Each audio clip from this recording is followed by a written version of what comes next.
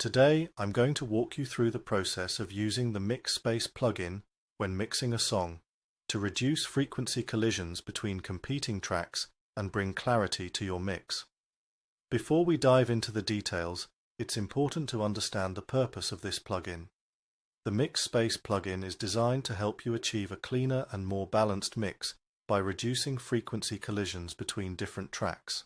Frequency collisions occur when two or more tracks in your mix occupy the same frequency range, making it difficult for each track to be heard clearly. This can result in a muddy and cluttered mix, where certain elements get lost in the mix and others overpower the rest. To use the MixSpace plugin, follow these steps. Step 1. Identify frequency clashes. The first step is to identify which tracks are competing for the same frequency range. This can be done by soloing each track and listening for any overlapping frequencies.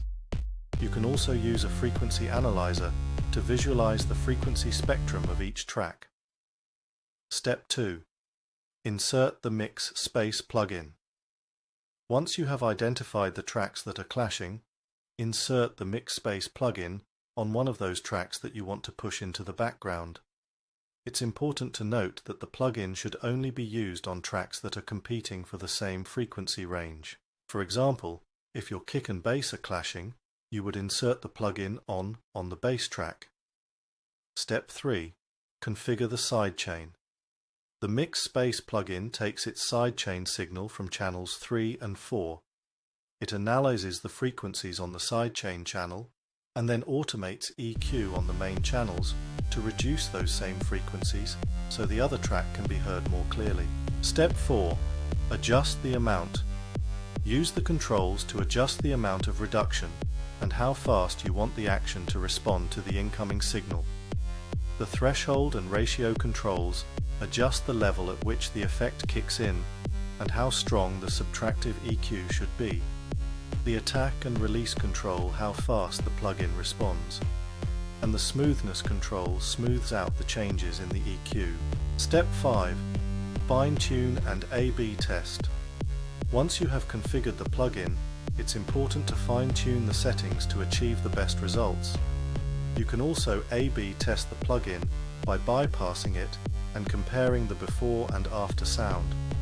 This will help you determine if the plugin is helping to reduce frequency collisions and bring clarity to your mix. Step 6. Repeat on other tracks. After you have fine-tuned the MixSpace plugin on one set of clashing tracks, you can repeat the process on other tracks that are competing for the same frequency range. It's important to use the plugin sparingly and only on tracks that truly need it, as overusing it can result in a thin and unnatural mix.